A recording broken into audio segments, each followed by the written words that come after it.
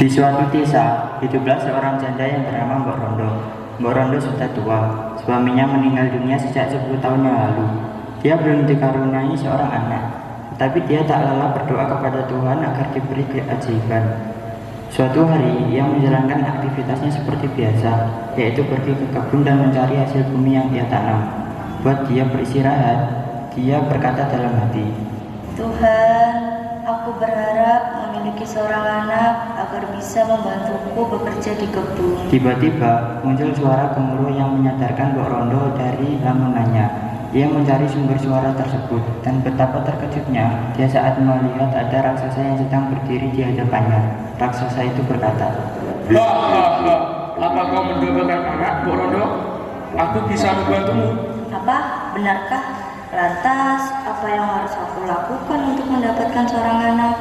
Raksasa itu mengeluarkan sebuah biji mentimun dari kantongnya. Tanamlah ini, Mbok. Niscaya kamu akan mendapatkan seorang anak. Tetapi ada satu syarat dariku. Apa itu? Katakanlah. Kau harus menyerahkan anak itu kepadaku setelah ia berumur 17 tahun. Tapi kenapa? Bukankah kau ingin memberikannya padaku? Hahaha, tidak semudah itu, nenek tua. Imbalannya harus setimpal dengan apa yang kuberikan padamu. Baiklah, jika itu maumu. Terima kasih, raksasa. Raksasa itu memberikan biji mentimun itu kepada Mbok Rondo dan tanpa pikir panjang, Mbok Rondo langsung menanam biji tersebut.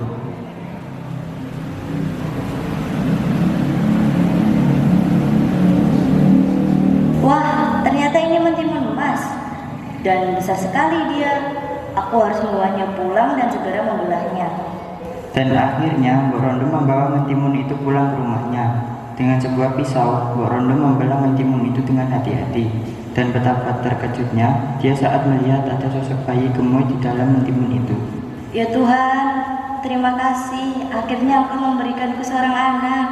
Setelah kehadiran bayi itu, kini hidup Mbok Rondo selalu diberi warna. Setiap hari dia pergi di kebun selalu ditemani anaknya itu. Anak itu tumbuh menjadi remaja wanita cantik dan anggun. Kini umur Timun Mas sudah 17 tahun. Dan Mbok Rondo kembali mengingat perjanjian yang ia ucapkan di depan raksasa tempo dulu.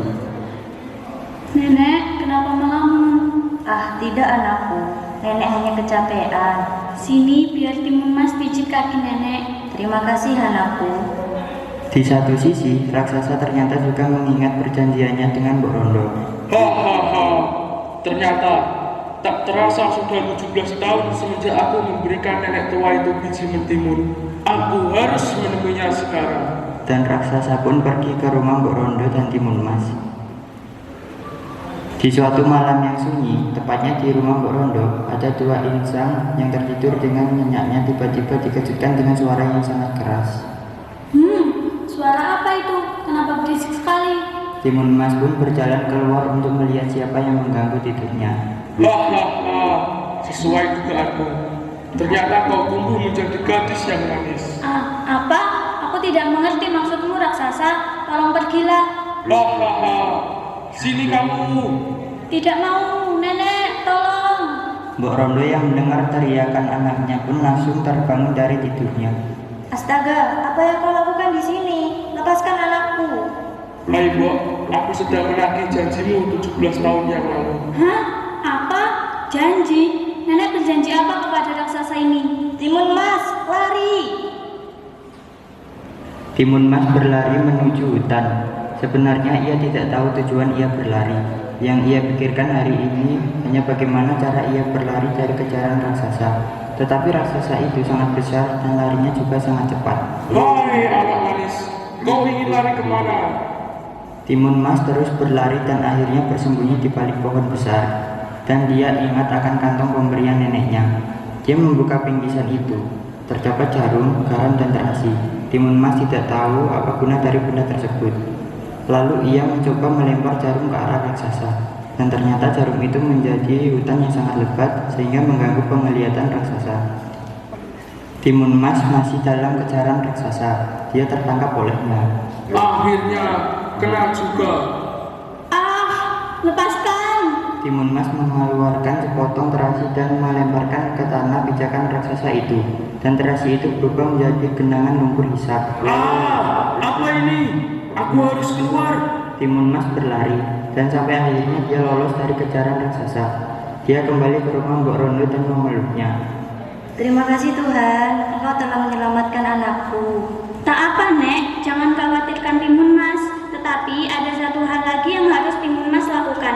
Nenek tunggulah di sini. Timun Mas menabur garam di sekitar rumahnya dan garam itu berubah menjadi danau yang luas. Dia menutup pinggiran danau dengan semak-semak agar raksasa bisa masuk jebakan Timun Mas. Apalagi ini? Tolong aku tenggelam. Dan pada akhirnya raksasa itu mati tenggelam di danau buatan Timun Mas. Kini Mbok Rondo dan Timun Mas hidup bahagia selamanya.